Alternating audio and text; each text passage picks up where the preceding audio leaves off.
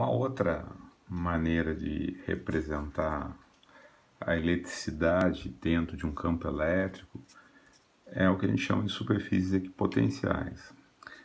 Equi igual, potenciais iguais. Então, se a gente lembrar de aula anterior, a gente calcula o potencial de uma carga geradora fazendo a constante eletrostática, a carga, dividido pela distância entre elas.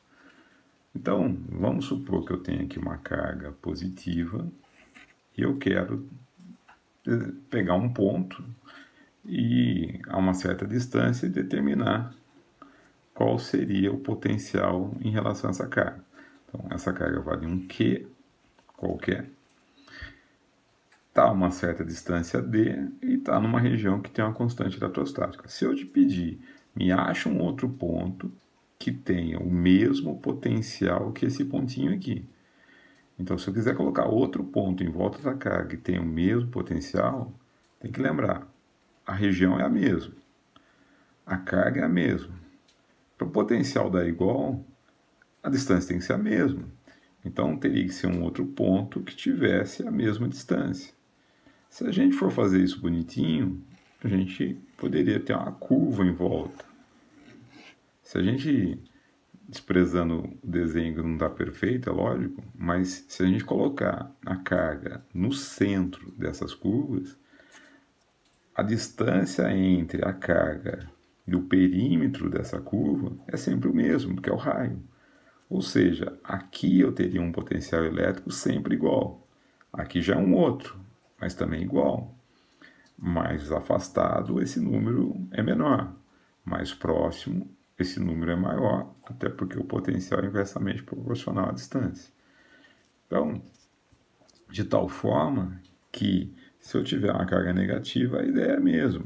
Você teria linhas equipotenciais formando circunferências em voltas. O que é interessante nessas linhas é que quando você junta, por exemplo, a linha equipotencial, que é essa que a gente acabou de aprender, tanto para positiva como para negativa, juntamente com as linhas de campo, linhas de força, vamos lembrar, as linhas de campo de uma carga positiva apontam para fora.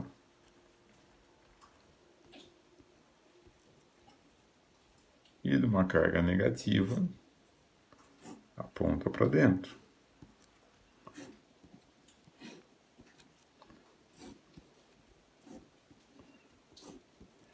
Como essas linhas vêm em direção ao centro, isso aqui é uma circunferência, toda linha que passa pelo centro da circunferência, ao cortar essa circunferência, forma 90 graus. Então, todas essas linhas, entre elas, formam 90 graus, onde essas linhas são as linhas de campo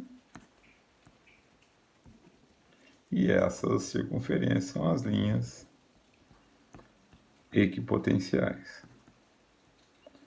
Se eu fosse colocar um valor, só por questões de exemplo, 10 volts, 20 volts e 30 volts, eu poderia colocar assim, ó, essa primeira linha aqui é que tem potencial maior, 30 volts. Vai afastando, vai diminuindo, 20 e 10. Repare que as linhas de campo apontam sempre em direção ao potencial menor, 30, 20, 10. Se fizermos isso também para a negativa, eu teria, mudando só o sinal, menos 30, menos 20 e menos 10.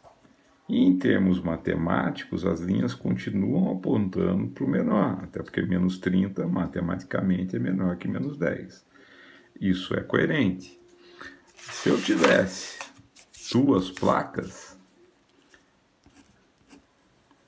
uma positiva e logo do lado uma negativa, e pedisse para traçar as linhas de campo, as linhas de campo a gente sabe, sai da positiva e vai em direção a negativo. E agora, como que seriam as linhas equipotenciais? A dica está aqui, ó. Uma forma 90 graus com a outra. Então você teria linhas com esse tipo de comportamento, porque formariam 90 graus.